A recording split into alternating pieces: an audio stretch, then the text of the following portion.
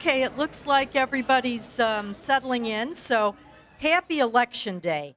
And welcome to the State of the Village program, sponsored by North Shore University Health System and hosted by Glenview Chamber of Commerce, League of Women Voters, and Glenview Values. Coffee provided by Glenview Grind. I hope you have your cup. Good morning. I'm Joan Ziegler, President of the League of Women Voters of Glenview. We are a nonpartisan political organization dedicated to promoting the active and informed participation of citizens in government and we've been active in the community for more than 60 years. Just this year, we joined the Chamber of Commerce, and our business is voting, so this is our perfect day. So if you don't mind, I'd like to take a quick informal survey because we have so many different ways we can vote from the days when you had to go stand in line only to vote. So if you wouldn't mind letting me know how many of you voted early, as in went somewhere and voted early. Oh, wow, good amount of you. And did anybody mail in their ballot? We had a few with the mail. And who has voted or will vote today? That's me. Oh, that was still, so early voting's good, and we're doing good, and this is a good voting crowd. Well, you've heard the old Chicago adage, vote early and vote often. Well, we don't believe it matters if you voted early, or if you mailed in your ballot, or if you did it the old-fashioned way at the polls. But the League, we fervently believe that you should vote often. And by that we mean in every election, presidential, midterms, primaries, and most definitely in local elections, because local elections really affect you where you live. And so we encourage you to vote in all of those kinds of elections. So hopefully we will see you at the polls, see you at the places where you vote, and we want a very good informed electorate and citizenship. So now it's my pleasure to introduce the president of the Glenview Chamber of Commerce, Jerry Deutsch. Jerry is a broker associate with Berkshire Hathaway. Oh, I'm giving you the full treatment, Jerry. Okay, with Berkshire Hathaway Home Services, Koenig Rubloff Realty Group, the Deutsch team. He's a third-generation realtor working with his mother, Janet, and father, Matt.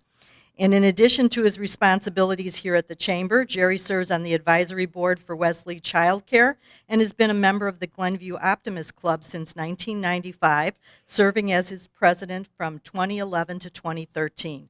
So it's yours, Jerry. Thank you.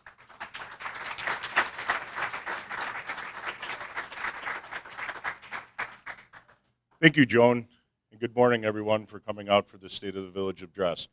I'd just like to give a brief and concise history of the Chamber and introduce some of our people that are involved in this. The Chamber was formed in 1923, so we're in our 92nd year, so we have a very strong Chamber in Glenview. We currently have over 450 businesses that are part of our Chamber. The Chamber represents small businesses, service providers, healthcare, retail, restaurants, non-for-profit, schools, museums, and financial institutions, and including large corporations who are headquartered in Glenview here. We currently have 17 board members, and I'd like members of our board to stand up and wave if they could here, because they're a great part of our chamber and a great part of our leadership.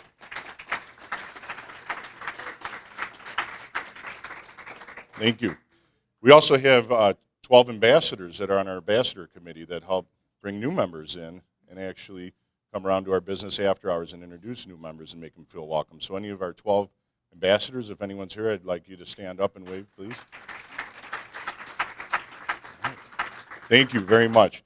We also have representatives here from the Glenview Values Committee who are also one of our hosts clubs today. So anyone that's with the Glenview Values, if you could please stand up and make yourself welcome as well.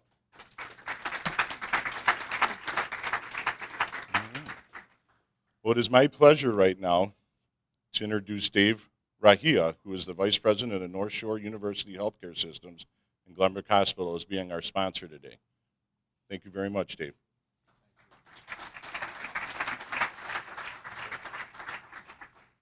Good morning, everyone. So Joan did ask, in keeping with voting often, how many of you had a chance to vote more than once today? Nobody, so we are in Glenview. That's good. Good morning. North Shore University Health System really appreciates this opportunity to sponsor this event. I not only get to call Glenview home for work, but I am a proud Glenview resident and a member of the Glenview Chamber of Commerce Board. A strong community is built when residents, government agencies, businesses, community organizations partner together to build a vibrant community.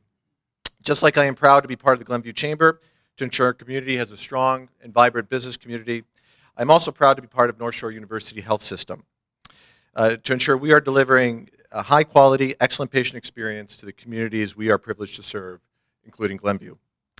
As a not-for-profit health system, in fiscal year 13, we've contributed over $283 million in reportable community benefits as a system as defined by the Illinois Community Benefits Act. Just to name a few, we were able to donate $148 million, the difference between what we reimbursed from Medicare and Medicaid and the cost of providing that care.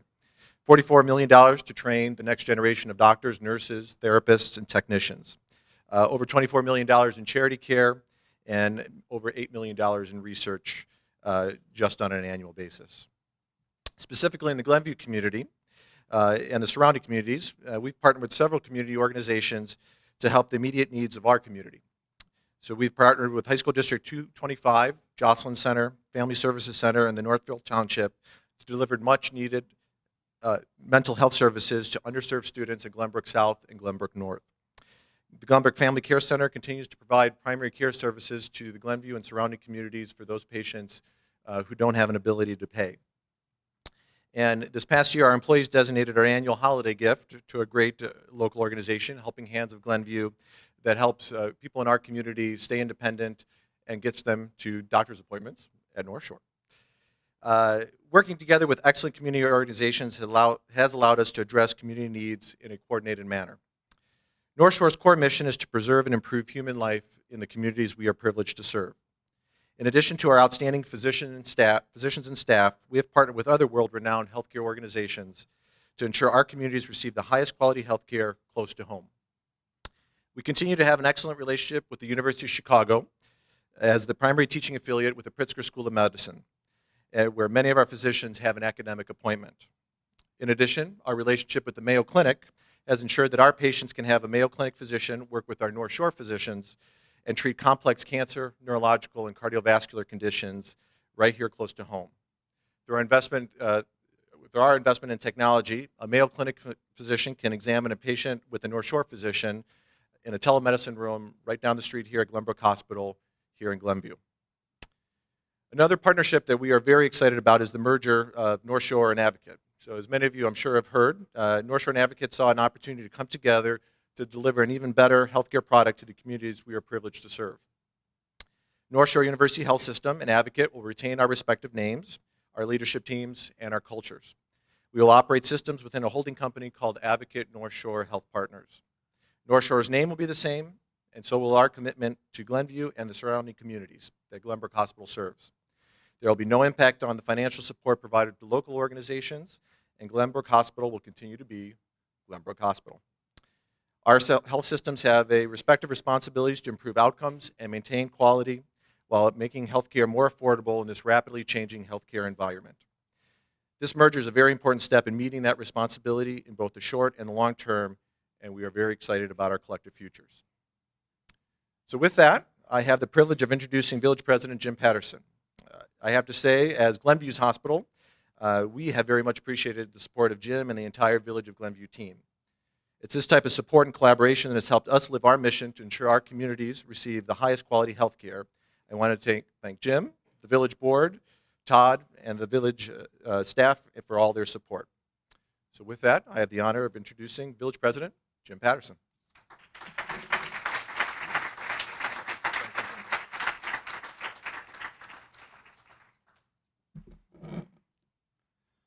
Good morning. First, I'd like to thank the Park District, since they provided the Park Center, the Chamber of Commerce for putting this on, along with the League of Women's Voters, and Glenview Values Project, who gave up this morning and said, let's make this a part of this today. And then, before I get too far through this, it's probably most important that, I'm here to deliver this, but in reality, Todd, Lynn Stiefel, Don Owen, the village staff is what's critical to putting this together. And as you look at what we're about to show you of what we've accomplished in the last year, it is a terrific sense of, I joke sometimes that sometimes we put people to sleep with this when you're not sure what to do on Tuesday nights.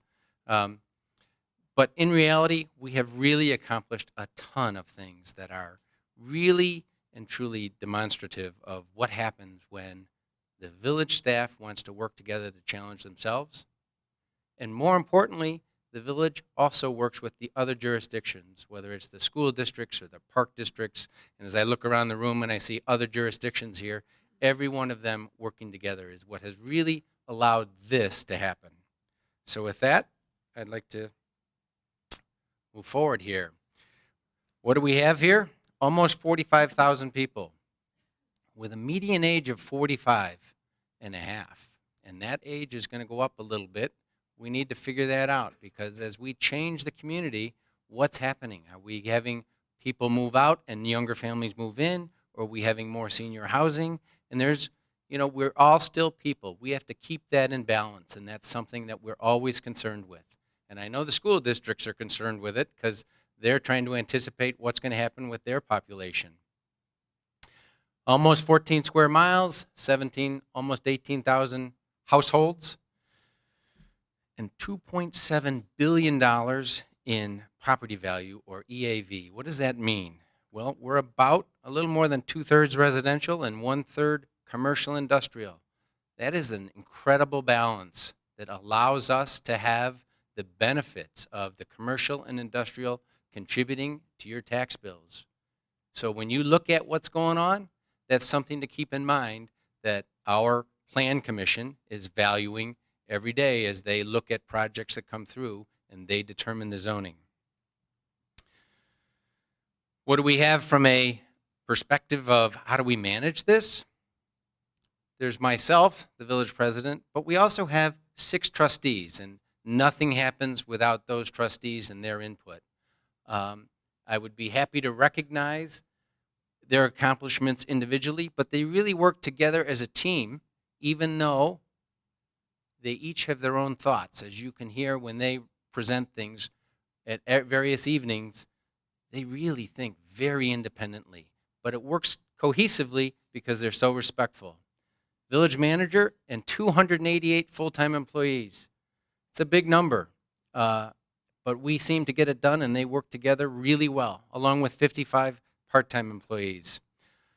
What do? Public safety, health services, construct and maintain the infrastructure, regulate and support development, perform financial services. When you look at that and you say, do your streets work? Are they plowed? Is your water there? These are really basic things that we, for the most part, take for granted until it doesn't happen. So silence is good from that point of view. We are $168 million as far as a cost-efficient quality service operation. This pie chart shows that in reality, our corporate fund, you're looking at $48 million in the TIF fund, you're looking at $46 million in the corporate fund. It's kind of an interesting balance when you say, what does that mean? The money that comes in, those people on the Glen, the people in the TIF, they pay taxes at the exact same rate as everyone else. It's kind of the great misnomers. Do they really pay taxes? The rate that the rest of the village pays is calculated as a percentage and then extended to all those properties at the same rate. So they're all paying, and if you ask anyone who lives there, I can assure you, they're paying taxes. The rest of this, probably the most important one that people don't really think about until it doesn't work, is the CIP, Capital Improvement Funds or Program. But what's going on there? That's how we fix things: road reconstruction, road resurfacing, stormwater, and sanitary. Once again, only if it doesn't work does anyone know. So how do we do that? Primarily, as I referred at the outset, by working with other communities and other jurisdictions in an effort to contain costs. And what does that mean? It says our staff has worked really hard to reach out and say, how do we get economies of scale? What happens if we all say your sidewalk blocks are 5 feet square and 5 inches thick and they're all the same? Can everyone have the same standard on a sidewalk square? So if we put multiple communities together, how does that work? If the park district needs one or if the library needs one, can we just throw all those together in the same bid? Can we do the engineering together? And when you get economies of scale, it makes things work really well. We're also pursuing cooperative ventures. So we do dispatch at this point for 8 communities.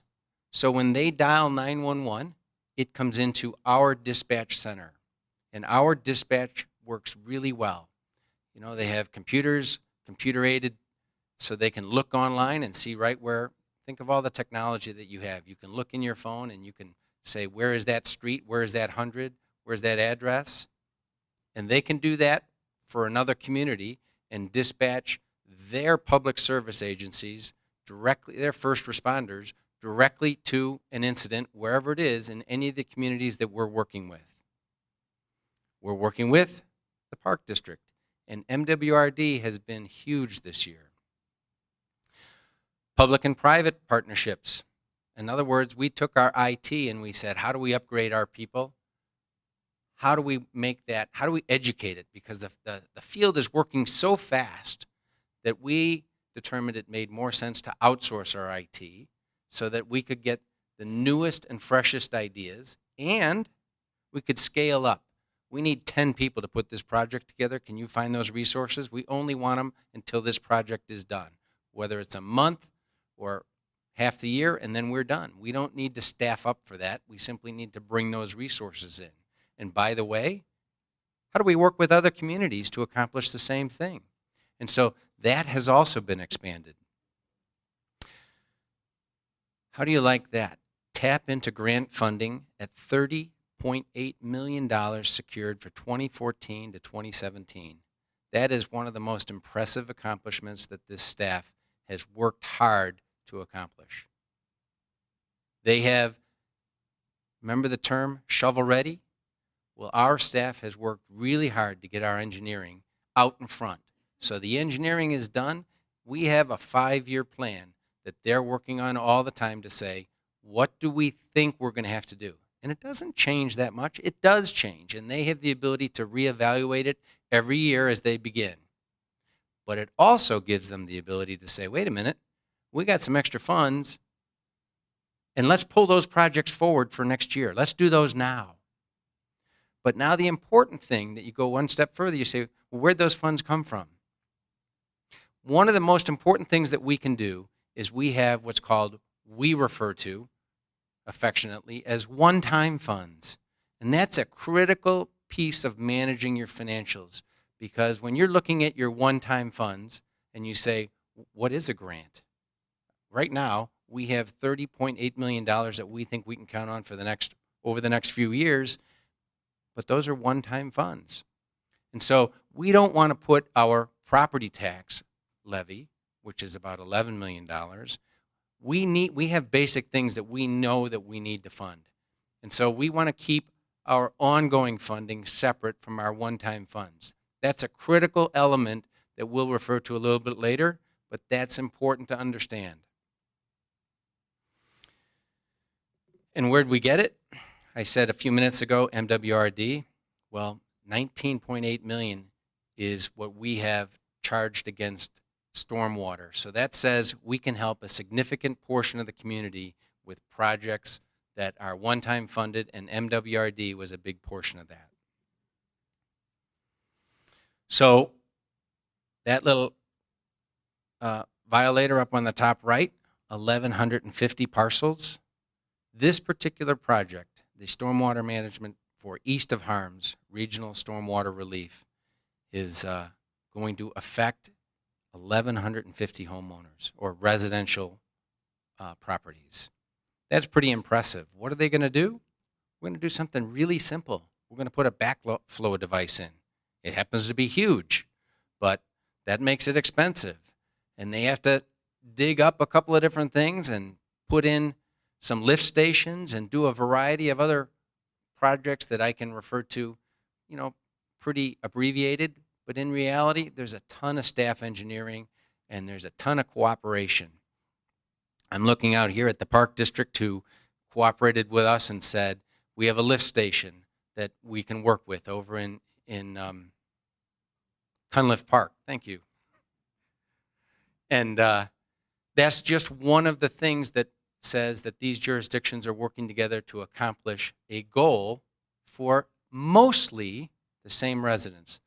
The majority of the Park District taxpayers overlay the majority of the village taxpayers. So it's a mutual benefit thing. There's another lift station that we also acquired on Harms Road, and we can get into more of the details, but more importantly, $6 million of that helped fund it from MWRD.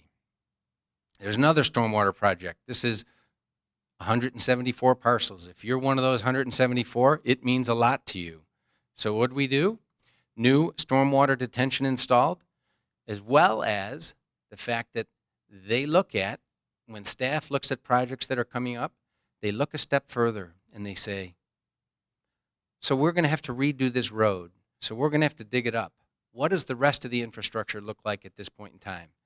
If we're going to have to dig this up, what else can we do so we don't have to dig it up a second time, which is, one, an inconvenience to all those residents that live there, and two, very expensive to go through that again.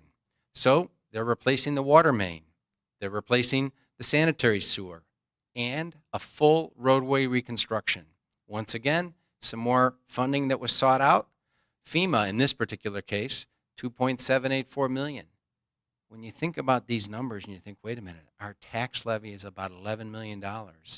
That's how much the village asks for. These are significant numbers that really contribute to our getting things done.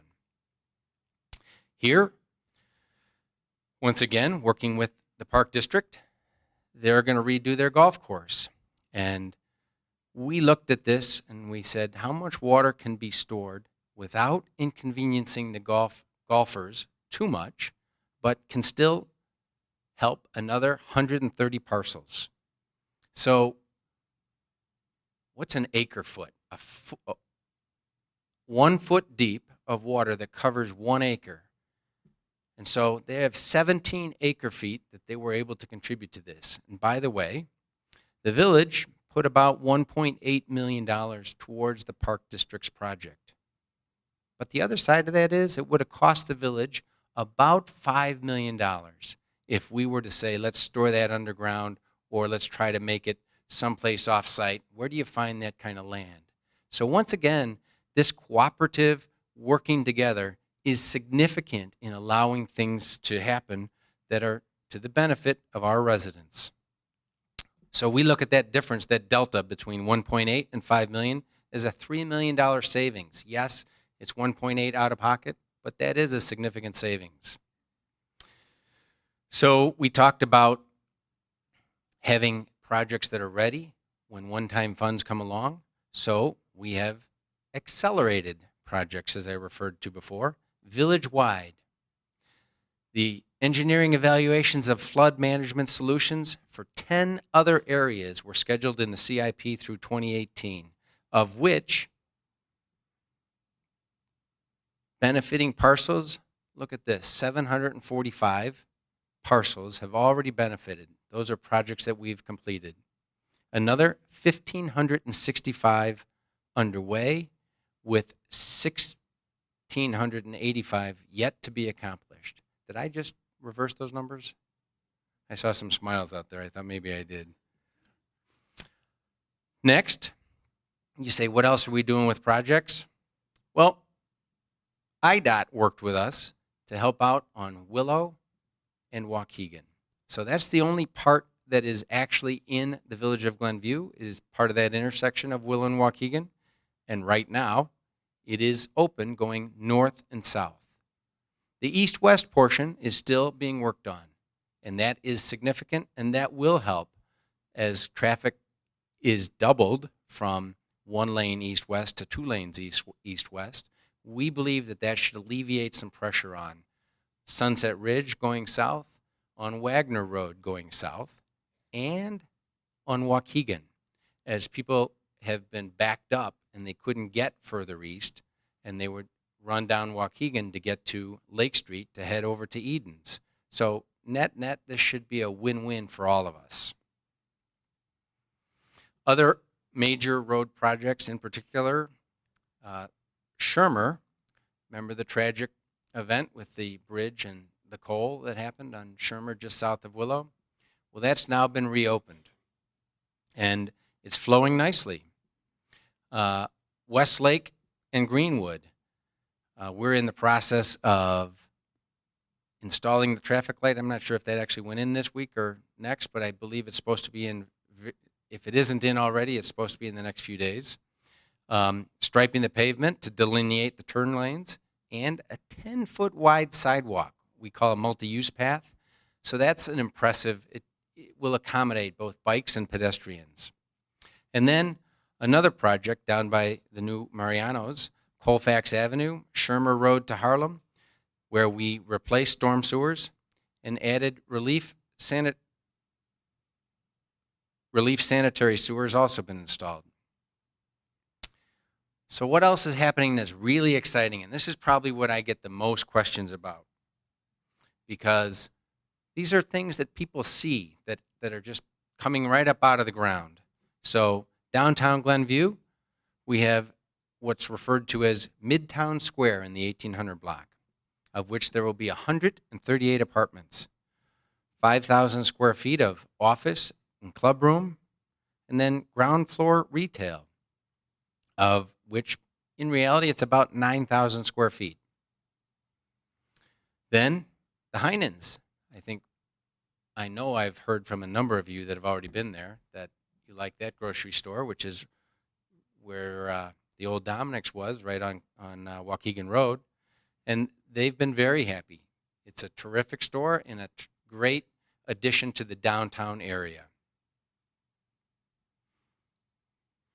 If you go to Waukegan and Golf, which was the former Avon site, it's now called Glen Gate. And that particular gateway to the community has a Mariano's that opened a few weeks back. I think that's about 75,000 square feet. It's a pretty darn big store. It's beautiful. I would encourage you to go check that out. If you haven't already seen it, you'll like it. In addition, there will be 239 apartments in that part of town. You can see the changing as we add more apartments here. You can see some of the changes that are coming. In addition, there's another $3.5 million in improvements to Golf and Waukegan to those intersections, as well as a new stoplight that makes it really easy to traverse in and out of that particular location. These are significant accomplishments that also took a great deal of time to get through the Plan Commission as well as the Village Board, and to make sure that all parties, all interested parties, and I say interested because you have to voice your opinion, but it worked out for the best. So now that was the southeast corner of town, and back all the way up at the northwest corner of town, we have the Glen Star development at the corner of Willow and Sanders. And a lot of people don't even realize that that's actually in the village of Glenview. So if you go up Sanders Road and you stay within the curve of 294, all that property on the east side of Sanders Road is actually in the village of Glenview. So that Mariano's is going to open in 2015. So you say, wait a minute, why do we have so many grocery stores? I can hear people. There's a couple of things. Keep in mind, the private sector, these businesses made a decision to come here. And they came here because of what this community is offering. And this community is actually going to benefit significantly for a couple of reasons that not everybody necessarily understands. But if you put a store right on the edge of the community, you're drawing residents from other communities. And as they come over and they shop here, we get the benefit of the sales tax. So they came across the line, if you will, into our town, and they shopped in our town, and then they took the groceries home. So that worked out really well for us. So we have the benefit of multiple choices in that we have all these stores, and we have the benefit of that sales tax.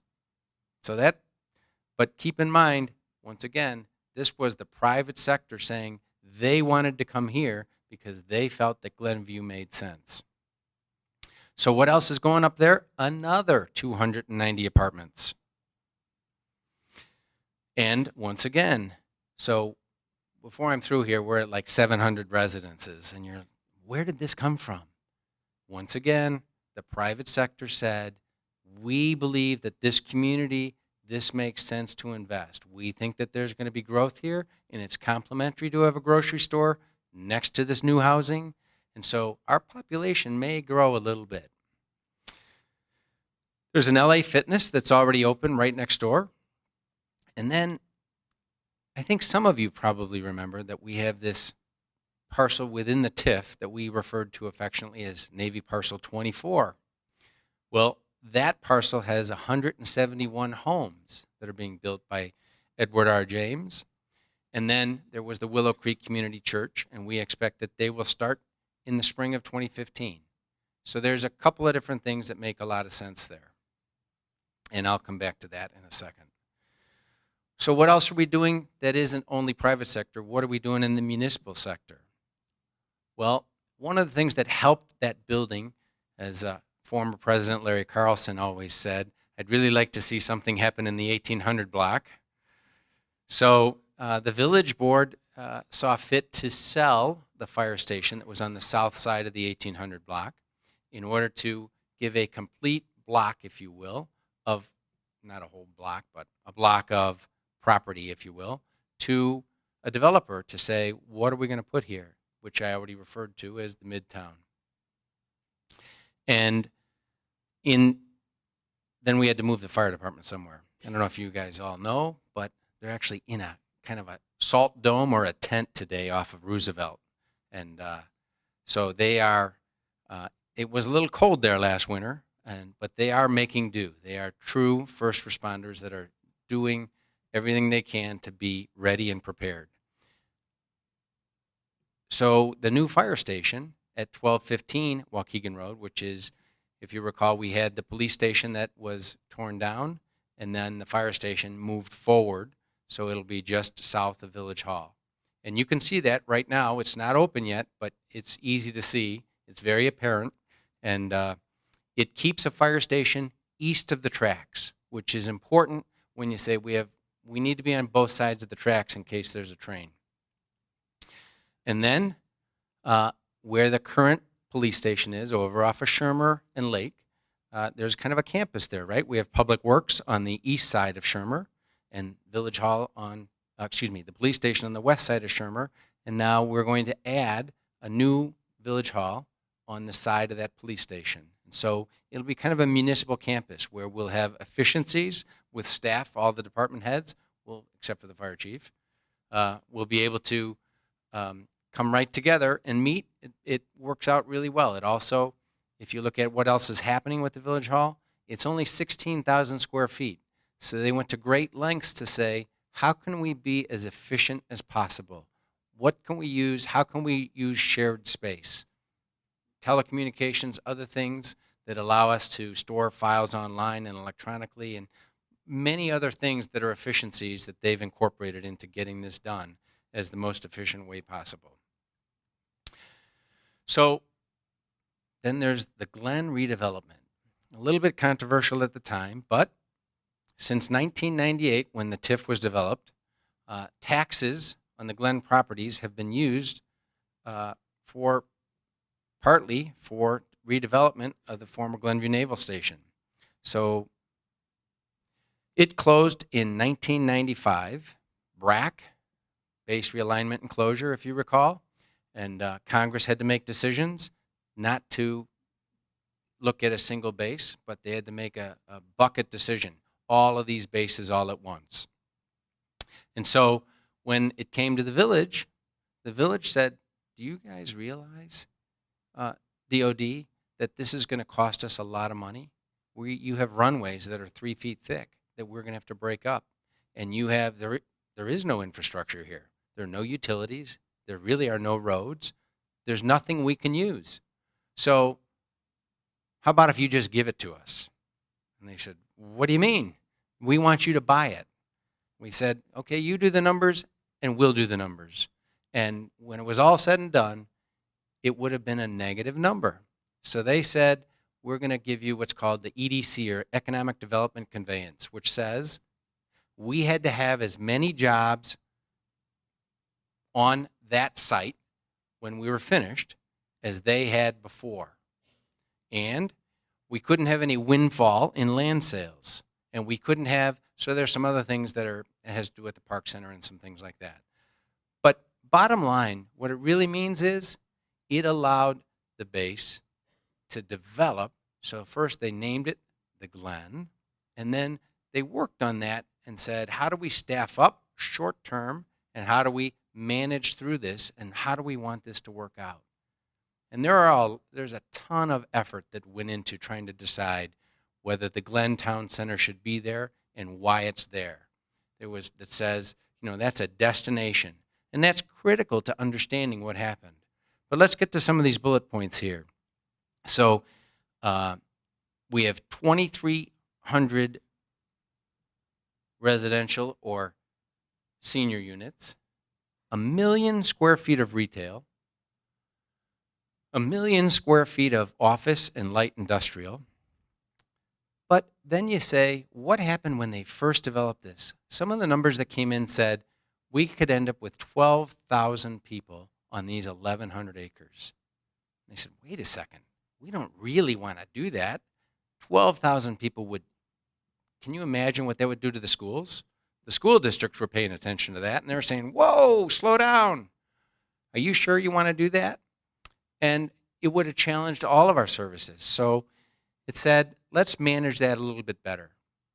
So one of the things they did is they made a deal to sell a golf course in perpetuity, and which means that the village has the right of first refusal if the Glen Club ever decided not to become the Glen Club. Yeah, it's a low tax rate, but it helps with quality of life. So we have that open space. And then Gallery Park. How and why was that created? That was partially created in an effort to tilt, if you will, the entire base so that it graded towards that park. So the Glen, pretty much the whole Glen and some of the property outside of the Glen, drains towards that lake, Lake Glenview. And so if you watch that lake in a huge storm, it comes way out of the banks.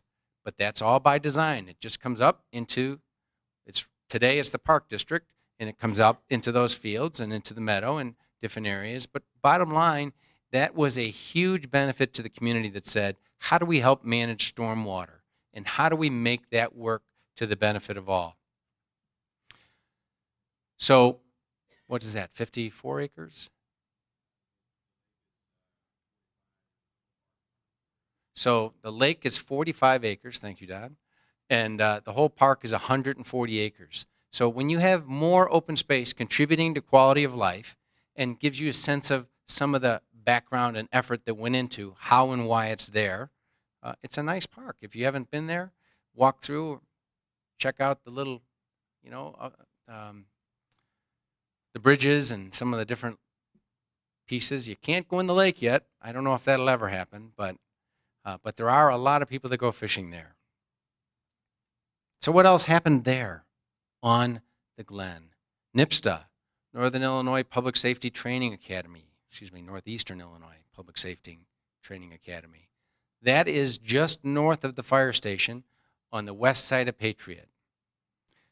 Atia Middle School, that property was also part of the Glen.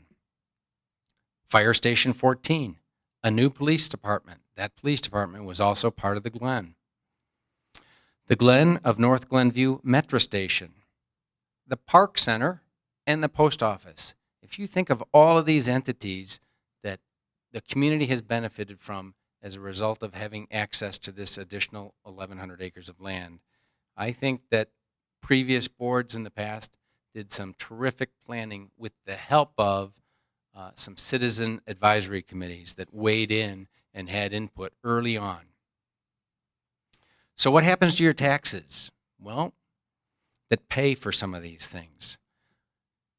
Believe it or not, there's more than a dozen taxing jurisdictions, of which the village is less than 7% of that. So how do we get that done? Well, a lot of it is we get help from home rule sales tax, and we work hard at trying to get some of those one-time funds that I referred to a while back that said, if we can keep funding some of these projects from other people's money, if you will, and you say, well, how do we do that? Because we are well prepared. So what does that mean if you look back at 2014? It's our 5th consecutive year without a property tax increase, except to add new property. What does that mean? It says that if your property tax bill was the same, but someone else annexed, or someone leveled something or built a lot that was greenfield and built a new house or new building. So we take our same tax rate for the previous year and apply it to that one, because in reality, it is, so the average taxpayer shouldn't have seen an increase in their bill, but now we have new services that we need for those new buildings, and so we capture the tax rate at the exact same rate for those new buildings. $8.35 million in flood control roadway projects accelerated in 2014. Continuing to control expenses while maintaining the level of service. And level of service is critical.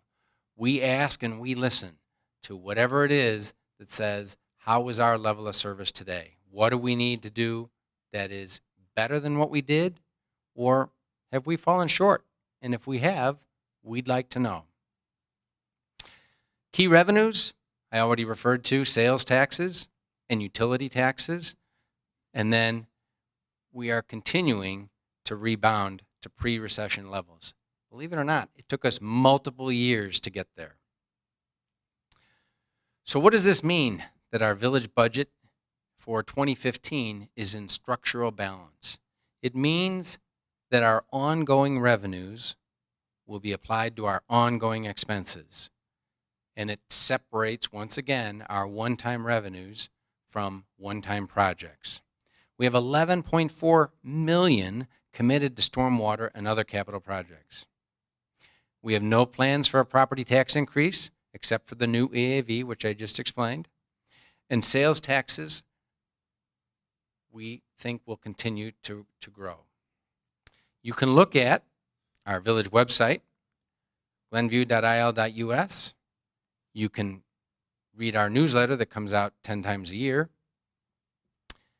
You can also get our weekly Glenview newsletter. So, Lynn Stiefel, where are you? I know you're here. She's out in the hallway at the moment, but she's very good at assembling and putting together everything that's going on throughout the village staff and giving you a sense of what's going on. Also, telling you what happened at recent board meetings, giving a sense of what we're trying to do. From a purely objective, we do our best to try to take, believe it or not, try to take the emotion out of anything we can to make fact-based decisions and information so that you have a sense of what does this mean. There are way too many things that people have an opinion on one side or the other, which is really important. That's what makes the community work. But we work hard that when we provide information, that it is simply fact-based, so you have a sense of what's going on and why. And with that, I would ask if there are any questions. Harry. I've got a lot of questions about what's going on with Maddie's property. What's going on with Maddie's property, if anything? And I would have to refer to staff because I don't have a clue. This is Manager Todd Heilman. In terms of Maddie's, our staff is currently working with the property owner and providing him some assistance with planning, also assistance in terms of how to market the property, where we think the market is, and continuing to advise, and consult with him so he's got as many options as possible. There is some interest on the property, but right now there's no deal that's imminent. So at this point, we're doing everything we can to help him, connect him with people that have been in touch with us to ensure that he knows that there's options out there, and also help him understand what the real market is for the property. A lot of times that's really our job, is just helping people understand A, what the zoning is, and B, where the market is. So we're happy to give them that kind of assistance. Yeah, right. I think it's important to know that the board really doesn't know a lot of these things until it comes to the board. That from all the day-to-day things are really managed very well by staff. And so, it's not surprising that we don't know some of these things until it's done, and until there's a presentation. There's a real question to the board. Do you want to consider something? Yes, sir. Ma'am, excuse me.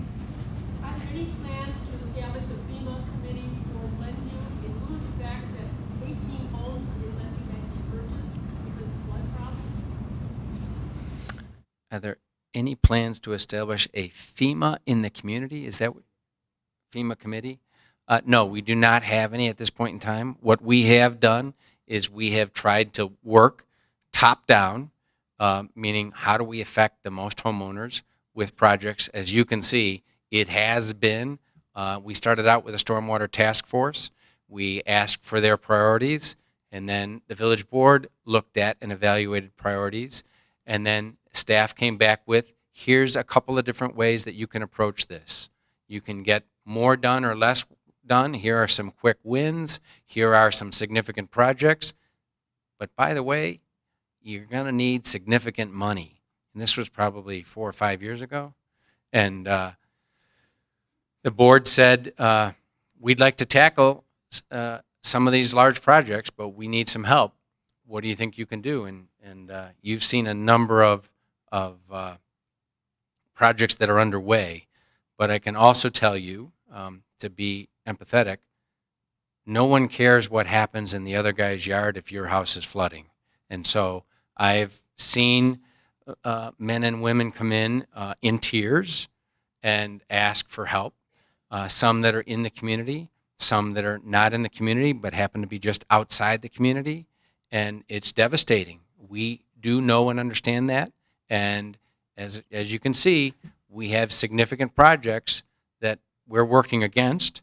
And that may be something that we would consider at a later date. I don't know. But what I do see is there are big projects underway. So I'm sorry, the answer to your question is no, we're not forming a committee at this point in time. We have enough on our plate at the moment that says that we are simply embracing what we have. And yes, there are always going to be more homeowners. We can't get to every single one today, but it is our intention to work down the list.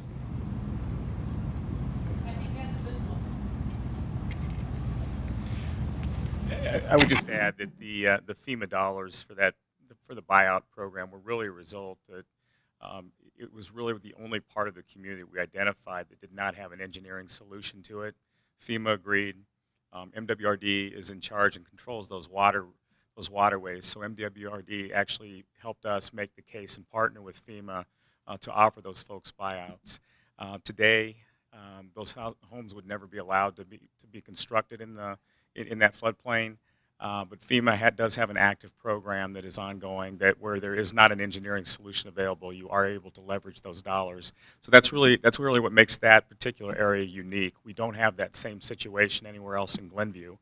To the extent that we have to partner with other jurisdictions, I think that's probably the one variable that we're working on. We've got areas that we're relying on either the township, the county, or other villages such as Niles that are slowing some of the projects down, but due to funding reasons. But in terms of FEMA, that would be the only project that would be eligible or even appropriate for a committee. Is FEMA trying to encourage you to join the rest of the nation in establishing FEMA committees in all the towns in all of the United States? No, in fact, we work actively with FEMA in terms of benchmarking the communities and constantly working on the floodplain mapping. So we're in constant contact with them just in terms of managing that process. So there's very few parts of the community that are even impacted by FEMA at all. the properties along the river are probably the most likely ones. So we've got the Tall Trees subdivision that we're currently working with FEMA and MWRD on, as well as the buyout program. Other than that, there's really not many other parts of the community that are even eligible for FEMA funding. There's Glenview Bakers, lots of problems with brand new houses. Again, they're not regional issues according to FEMA's definition, so they really confine their participation in Glenview to only the river. Did they encourage you to start a FEMA program in Glenview for the citizens? Did they do that at all? They did not. They've been working with us. They've been working with simply on mapping the community, drawing new flood lines, and ensuring that any projects that we construct, they're aware of, so their insurance guidelines are as accurate as possible, and that we can force disclosure to future homeowners whether there's a flooding issue or not. So it's been much more about transparency in those matters, informing future homeowners, and also in the one particular area where there's not a solution, helping us to buy those properties out through their federal funding program. That's been the extent of it, and it's really the only area that's really eligible for FEMA funding. We've had tornadoes with no warning. We've had terrible weather in Glenview with no warning, no ability to get to contact to a fire or police or village hall. It's been disastrous on many occasions in Glenview in recent times. And I highly encourage you to start a FEMA committee for Glenview, so we are protected. There's such a thing going on right now as climate change, too, by the way. Are there any other questions? Yes, ma'am.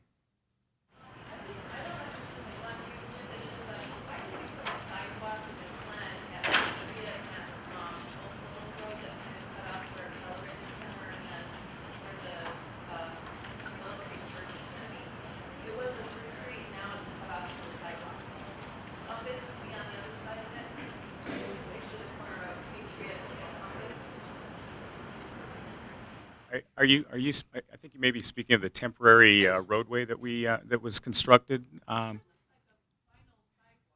Yeah, we did curb it off. When the bridge actually collapsed a few years ago, we worked with the Village of Northbrook and their village board to open Old Willow Street for a temporary period, so the businesses would have an outlet and that folks would be able to access those businesses. The idea was always once the bridge was reopened, that road would be closed again.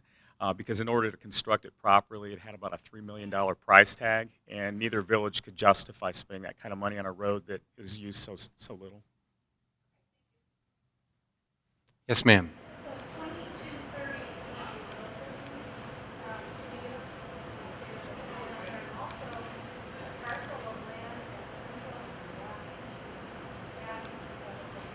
What's in the 2230 Glenview Road building? The old what? The old chamber. Oh, the Park District building.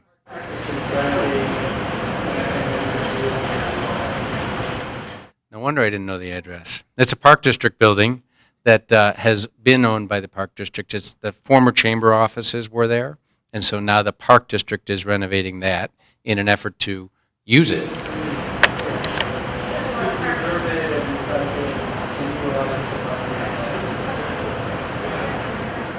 In terms of central Milwaukee, I'm assuming you're talking about the vacant buildings there. Staff has been working with the bank that purchased the property out of foreclosure. They're going through the planning process, and my understanding is that there's still a desire to have additional retail there anchored by kind of an international grocery store, food store out in that particular area. So there's still demographic studies going on, ensuring that they understand the market and getting the financing in place. But we monitor those buildings closely because there's obvious flooding concerns that we have out there. Yes, ma'am.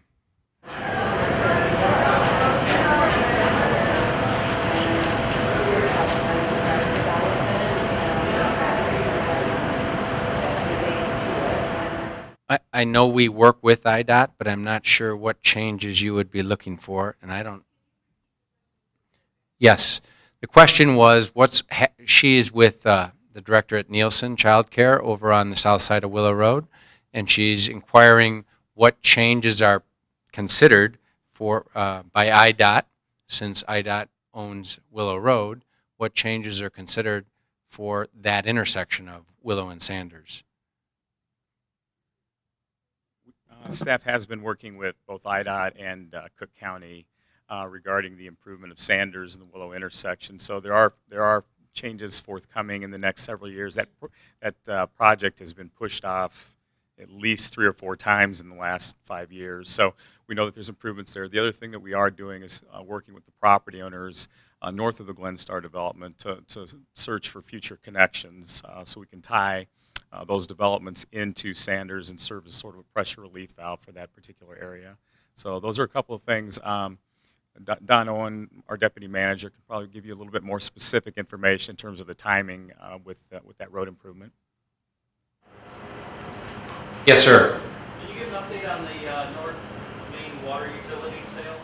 An update on the North Main water utility sale.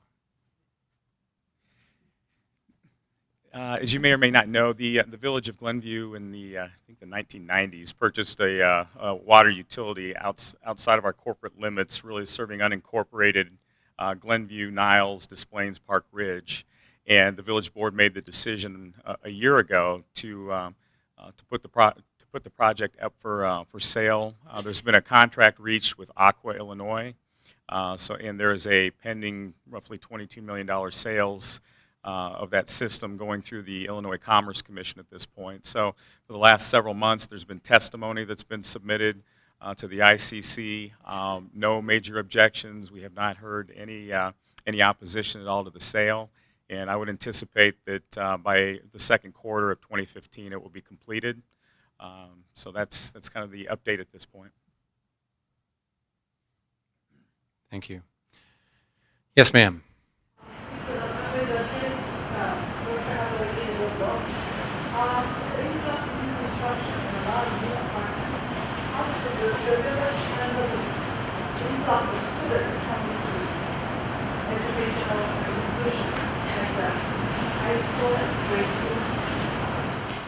She's with Berkshire Hathaway, Koenig, Rubloff. Did I miss a name? Home Services. In any case, the question is, with the influx of all of these apartments and houses that you saw in the last few minutes, what are the school districts going to do? And I would say there's a couple of things that have happened. First of all, they are aware of all of these. There are no surprises. Some of these were built more towards empty nesters rather than younger families. But in reality, they're simply going to adjust. And I don't know if it's appropriate to address that here and now, but I do know that both 225 and 34 are aware, and and 219 is also one of the school districts that's affected, and I think 31 is as well. For who is Glenstar? So yeah, they're not all the same school district. So you have 2 high school districts and at least 2 elementary districts that are all affected a little bit. Any other? Harry.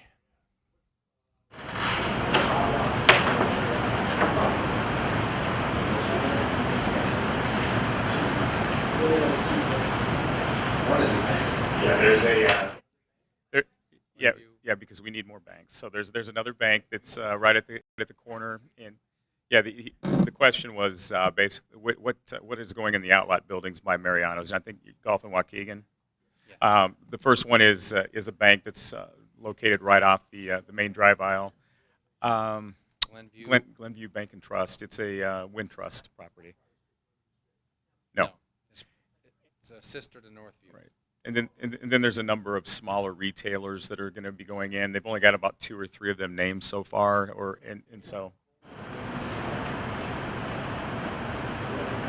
that's the bank. Southwest.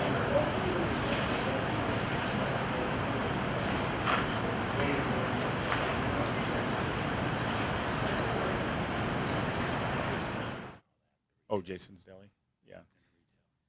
Yeah. There's a number of smaller retails. The only one that's been named formerly has been the Glenview Bank and Trust, which is Wintrust. A number of the other smaller retailers are still in negotiations with, and I'm not sure we're really able to develop that yet. You can go to glengate.com or regencycenters.com website. I was waiting for that one. Yes, that took a while, didn't it? We are currently working. I'm sorry. What is going on with Best Hardware site? We are currently working with Mr. Bess in terms of again pursuing his options similar to the Maddie property, introducing him to folks that can help him analyze what the property value is worth, what the market might be, how that would interact with our zoning code. So he's not made a decision yet on what direction he wants to move or when he wants to move. Brian? Jim, I want to go back to the flooding issue, acknowledging that you folks are really pretty much on top of everything that goes on and get to it when you can. On occasion, we've had some really severe storms recently. Of course, that causes what I call Lake Lotus Lane in my neighborhood, which is an accumulation of about a foot of water.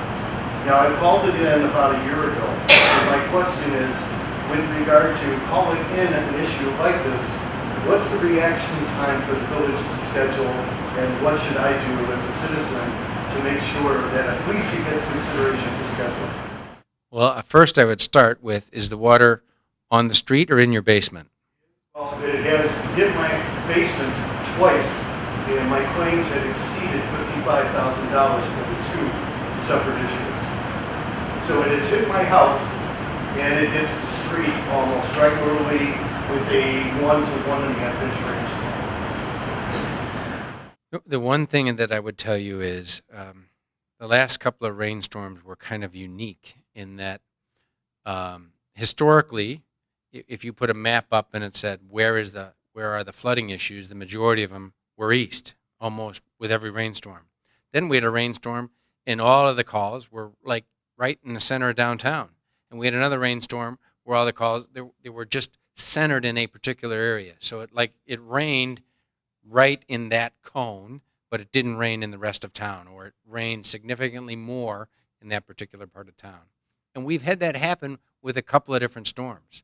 And so understanding that and how it weighs on the community has been one of the things that we've been trying to balance, saying, what do we have historically and where is it raining now? And I can't tell you where it's going to rain or how much, but if it rains in a slow rate, we can all accept it. But if there's a big downpour in one area, it changes things significantly. And so what I would tell you is, if you look at those projects and you look at what we put up a map, and if you go to the CIP meetings, and we've disclosed it at the village board meetings as well, it shows you what our sense of priorities is. This is what we've accomplished, and this is what we're going to do next, and this is what's on our radar. And then if you're not on that list at all, then I would encourage you to at least call Public Works or call Village Hall and make sure that they know and understand what's going on. Did you have anything to add to that? Joe Kenny, our community development director, who I know you're familiar with, he's the one that actually is responsible for the capital improvement program budget and the flooding plan. So he would be the first person to reach. The other thing is the village board a few years ago did set up a program where we will actually send engineers out on site to take a look at and provide an engineering assessment to give you some ideas if there's things you can be doing your own property until the village determines whether or not there's a project that's necessary and realistic for that. So I would definitely touch base with Joe and ensure that he understands, and I'll of course let him know today about the issue, but also I think you should probably look at taking us up on the engineering assessment as well, because there's oftentimes smaller things that property owners can do as well to help out 50-50 cost sharing. Hi, Jane. Hi, I just had a question. I love the new Marianas, I love the Marianas, but I went to Marianas for the first time, and I actually ended up walking the road, and I was a little surprised that they opened that complex without putting more lighting on that entranceway from Waukegan. It's certainly nicely lit if you go off of, what is that, off road, but it's quite quite dark when you grow, so I guess I would just say maybe consider that. So the question is, entering the new, she's been to the new Heinens and she's been to the new Marianos, and she likes both. The Marianos at Glen Gate off of Golf and Waukegan, the access roads are looking, she says they're a little bit dimly lit at the moment, and she's asking if there's going to be more lighting, and the plan is that they will be there, they just aren't done yet. There was an effort to open the store as soon as possible, and that was kind of the trade-off. Are there any other questions? Yes. I'm from Terrasound Schools and Grounds. Last summer, we've produced a music festival. We partnered with the Chamber of Commerce that happened at the Summerfest. It was sponsored by North Shore University Health Systems. And I was wondering if Glenview would support a larger scale music festival, a professional that would do what Ravinia does for Habitat. Bring in larger musicians and entertainment for the benefit of the community. The question is, would some jurisdiction in the village, and I'm not sure if it's the Chamber, the Park District, or the village, support a larger sound event, music event, similar to Ravinia, somewhere in the village? Now, I do know that, sorry, Chuck, I do know that Gallery Park was designed with an area that has a little bit of a stepping, if you will, and kind of a little bit of a small theater, but nothing the scale of Ravinia. And the street festival is really owned by the Chamber, and so I would suggest that anything you were going to entertain would need to be proposed to one of those entities, who would then bring it to village staff, who would then bring it to the village board. And until you have a sense of the scale and the benefit, I wouldn't know how to answer that question. Would you have more to add to that? So I guess I don't know what you're talking, 500 people or 50,000 people, and Ravinia is pretty big. I bring Ravinia as an example of what the community does. Ravinia is 100 years old, so clearly we would not be doing something of that extent as of yet. What I mean is, would this community support a professional, serious music festival, is my question. I would encourage you to discuss with either the Chamber or the Park District and figure out. And I know that the Glen Town Center has done some events as well, but a little bit smaller scale.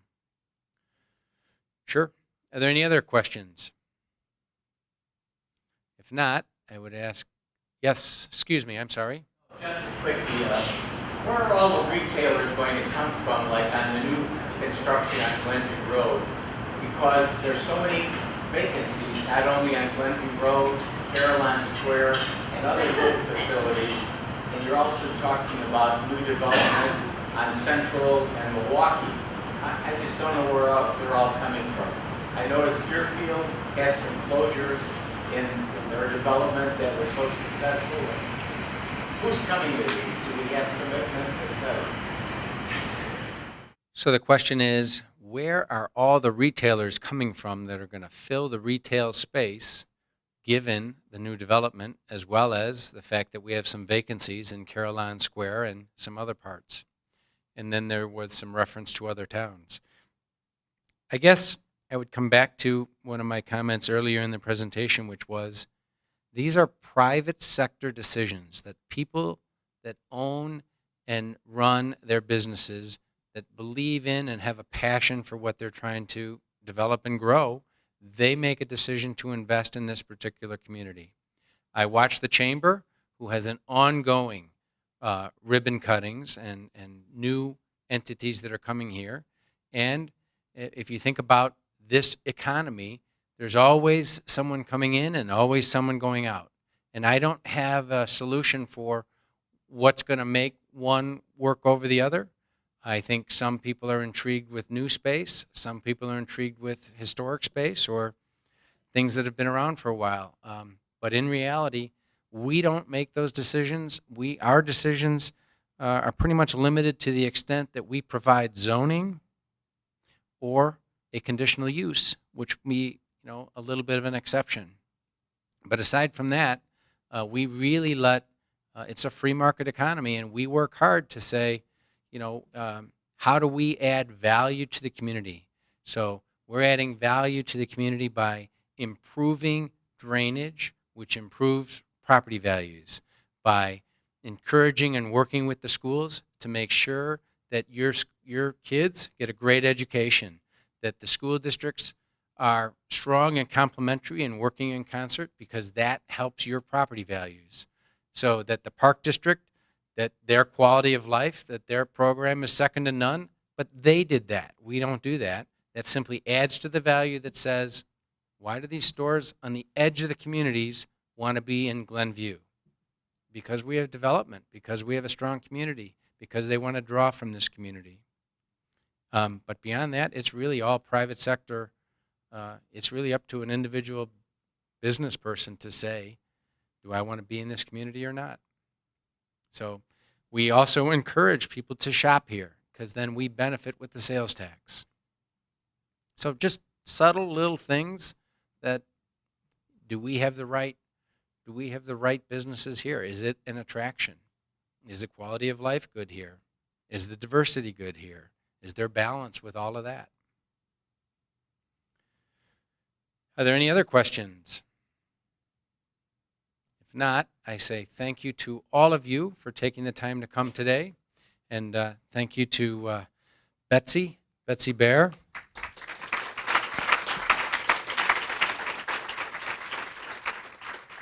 Who is Executive Director of the Glenview Chamber of Commerce. And with that, I'll turn it over.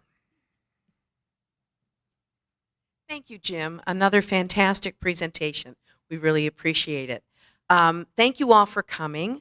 We appreciate the sponsorship that we get from North Shore, the League of Women Voters, the Glenview Values Project, and all of you. I'm going to take a second to just kind of address a little bit about what George said and what Jim was saying. 1.75% of every dollar that you spend in Glenview stays in Glenview. And it goes to underwrite and support the programs, the schools, and what's going on. As we're coming up on our shopping time of year, because the Christmas decorations are going to be out any second now. It's after Halloween, of course. I encourage you all to get off the net, get on the street, and shop locally. Because that's how you're going to see, George, the neat, cool shops in downtown Glenview, in the other new spaces that we've got. We have some fantastic merchants in the downtown area, some of whom who are here, who are counting on you to be supportive. So I'm going to recommend that you all think about where your shopping dollars are being spent and keep them local. That also being said, the Chamber of Commerce every year, the Saturday after Thanksgiving, pulls out all the stops and does what I think is one of our most fun events, Holiday in the Park Parade. We offer you the opportunity as a thank you for shopping to come out to our parade that runs down from OLPH to Jackman Park. Thanks to the Park District for being so wonderfully supportive of all of our programs. We have a little train, we have a hayride, we have presents for anybody that comes out. We're going to have popcorn, pizza, hot chocolate. It's a fantastic event. If you've got children, grandchildren, godchildren, that's who I'm bringing, come on out. It's the 29th, the Saturday after Thanksgiving. We have fantastic support from the schools. We've got the band and the choir. The choir comes and sings at the gazebo. And I don't know if you all know this. It starts out being the choir.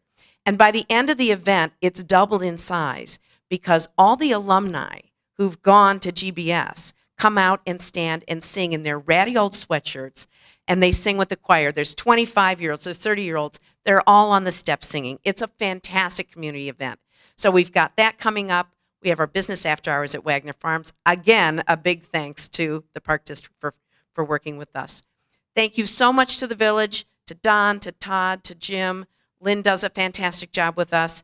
Appreciate you all coming. If you've got any other things that you have questions about, feel free to call the chamber. We have our information in the back, and I hope that if you haven't voted, get out there, walk down the hall, vote. Thank you.